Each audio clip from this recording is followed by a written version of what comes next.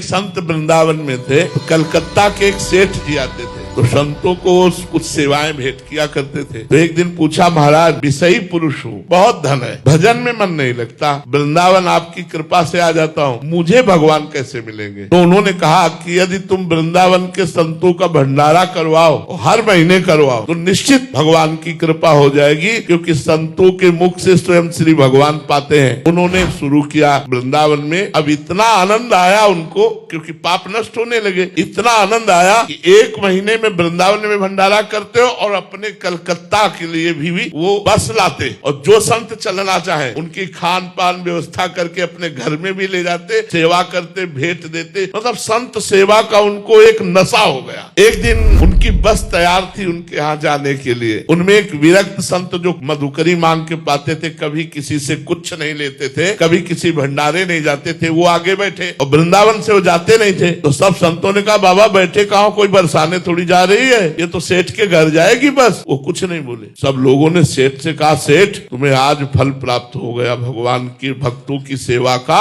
ऐसे विरक्त महापुरुष और मनमाला चला रहे हो, गाड़ी में बैठे गए, वहां पंगत पाई। सेठ को पहले ही सब संतों ने बता दिया था, वृंदावन से बाहर नहीं जाते, पता नहीं कौन सा तुम्हारा पुण्य उदय हुआ कि तुम्हारे घर आए। वो सेठ गए, प्रणाम किया साष्टांग और कहा, प्रभु आज हम पर कृपा हो गई। उनका चल वृंदावन, बस इतना कहा, चल वृंदावन। तो ये समझे नहीं पाए कि हम तो वृंदावन से ही लेवा के लाए हैं, वृंदावन तो आते ही जाते हैं, बस चुप, इतना ही कहा, चल वृंदावन। और बस गाड़ी में बैठे और चले आए। 2-4 दिन हुए कि एक लड़का था पूरे साम्राज्य का मालिक, एक्सीडेंट में मारा गया। जो ही लड़का मारा गया, घोर दुख। जब सब वैभव किसके लिए? तब उन्होंने मन में विचार किया कि भगवान, हम तो सुना था कि आप संतों की सेवा से प्रसन्न होकर के सारे दुख मिटा करके हमें भगवत प्राप्ति कराओगे, और संतों की सेवा सुना था, इतने विरक्त संत आ रहे, ये सुख दिया आपने। उन्होंने सब संपत्ति को जो चैरिटेबल है उनमें बांट दिया, और अब कहा कि अब जीवन किस काम का। पति और पत्नी वृंदावन आ गए और बास करके नाम जप करने लगे। फिर एक दिन संत मिले, बोले आ गया वृंदावन? बोले महाराज पूरी तरह से आ गया, अब कहीं नहीं जाना।